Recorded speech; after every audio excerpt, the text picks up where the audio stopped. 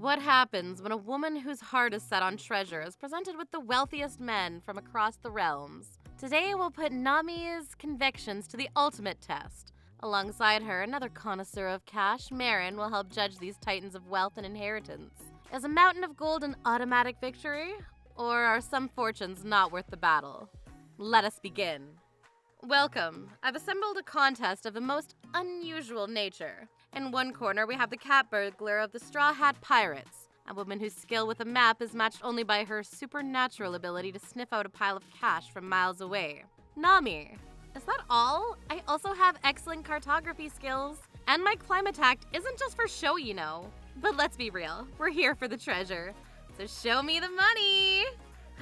And joining her, a woman who truly appreciates the finer things in life.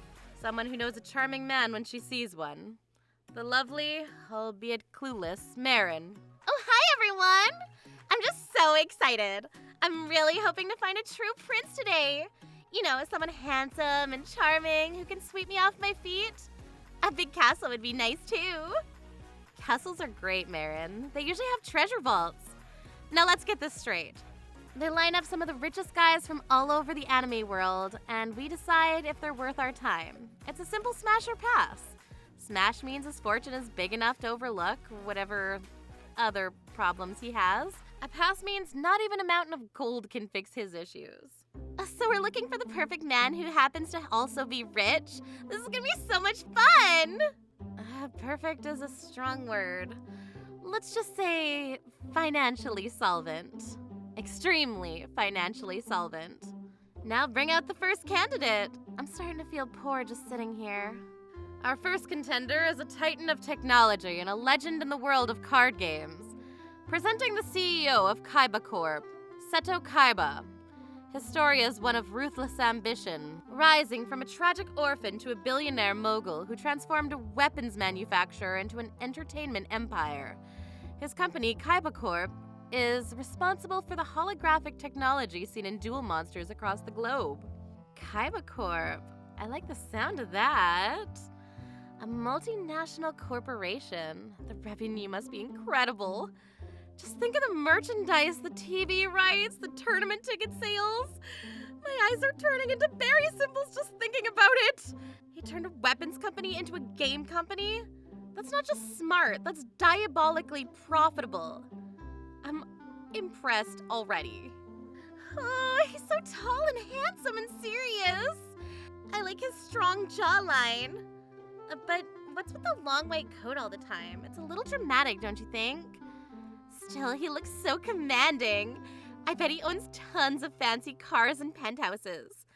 A date with him would probably be at some super exclusive high-tech restaurant that he owns. His personal wealth is vast. He once funded a tournament that encompassed an entire city. He possesses a private jet custom-built to resemble his favorite monster, the Blue Eyes White Dragon. And he even financed a space elevator, all to settle a score with a rival. A space elevator? He built a ladder to the sky to play card game? Forget the revenue streams, this guy's personal spending is on another level. A jet shaped like a dragon? That's the kind of pointless, over-the-top spending I can get behind. That's not just rich, that's I have no idea what to do with all this money rich.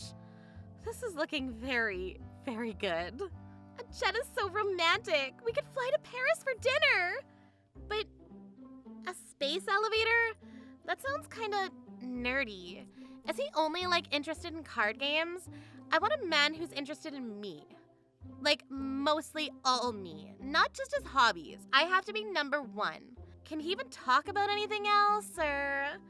That is the critical question, Marin. While his wealth is undeniable, Kaiba's character is challenging. He is famously arrogant, condescending, and obsessed with defeating his rival, Yugi Muto. He has created death traps for his opponents and views most people as third-rate duelists with fourth-rate decks. Arrogant. I can handle arrogant. Most rich men are.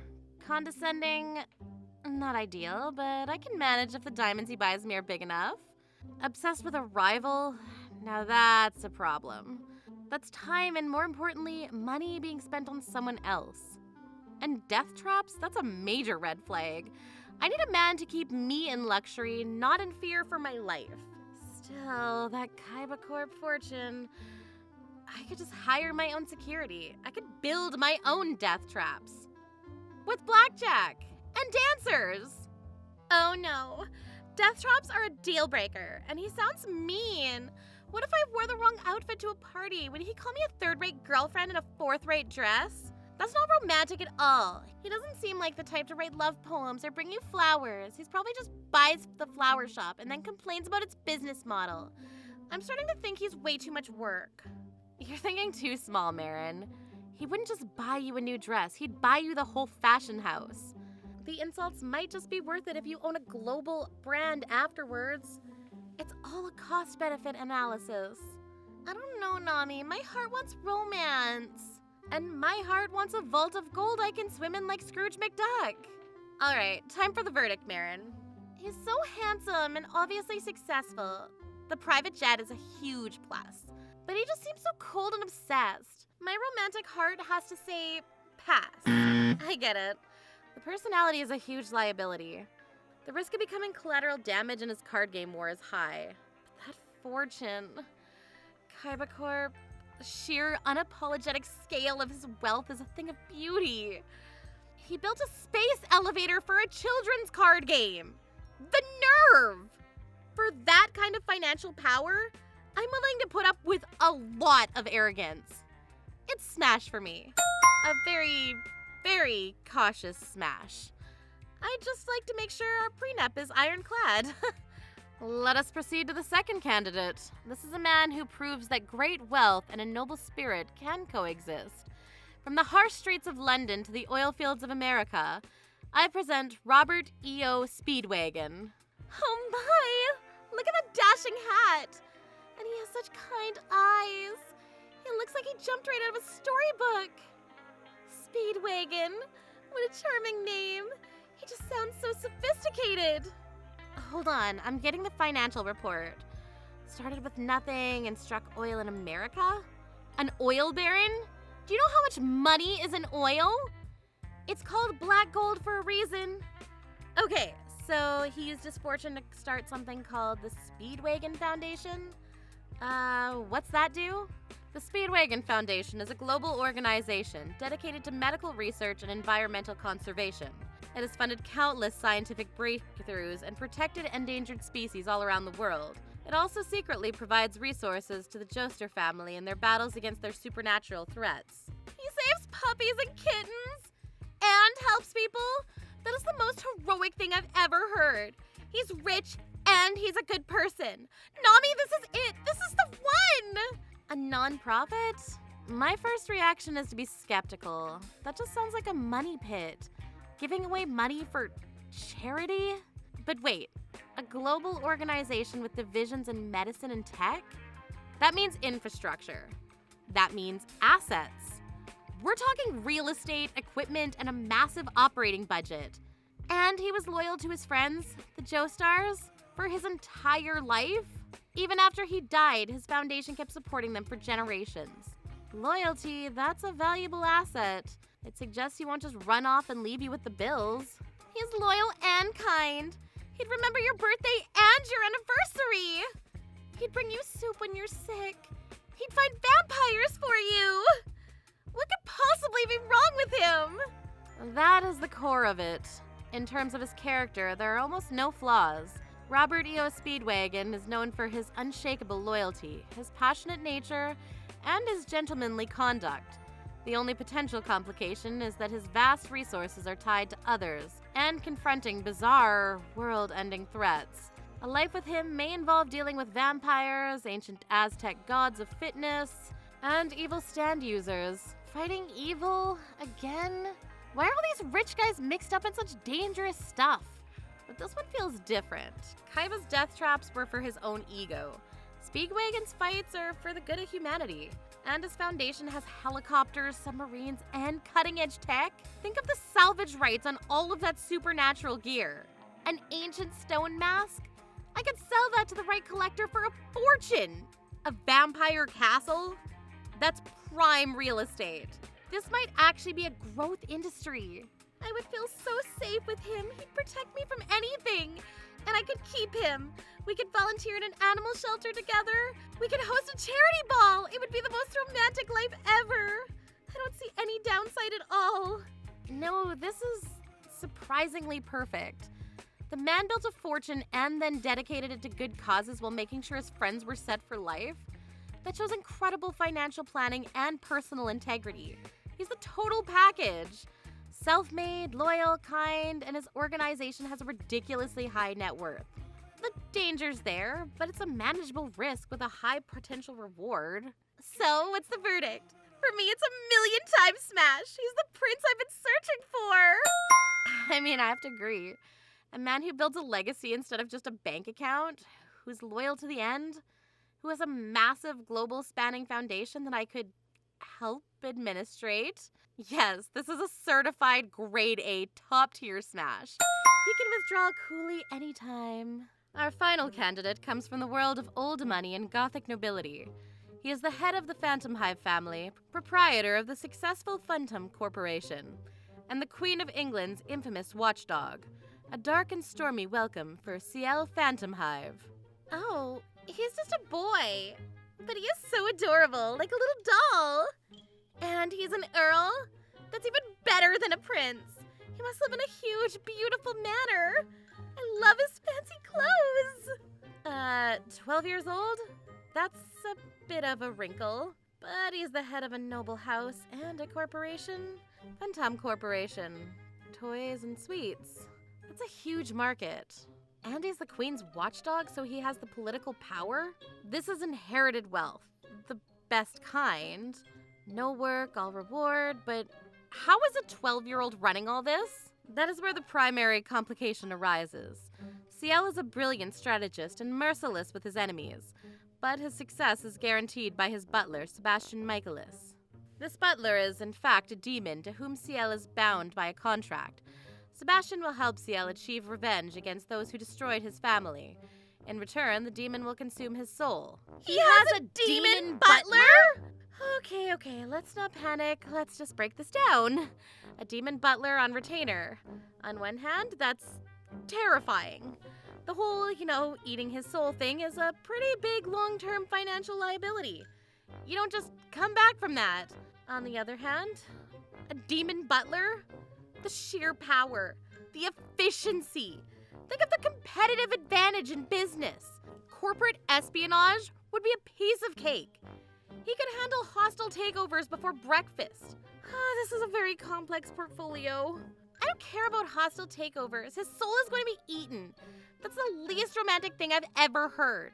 And he looks so sad. That poor boy. He just needs a hug. Not a gold digger.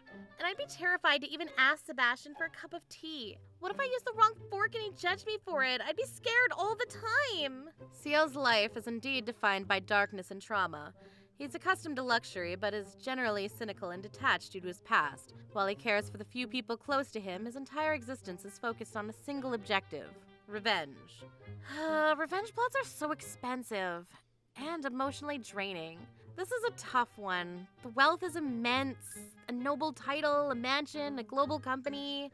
I mean, sure, he's 12, but I could wait for a while. By the time he's 20, he'll have all of this shit sorted out maybe. And I'll have been able to make lots more money on the side before that. It's fine. That's all top tier though. The wealth is immense. A noble title, a mansion, a global company.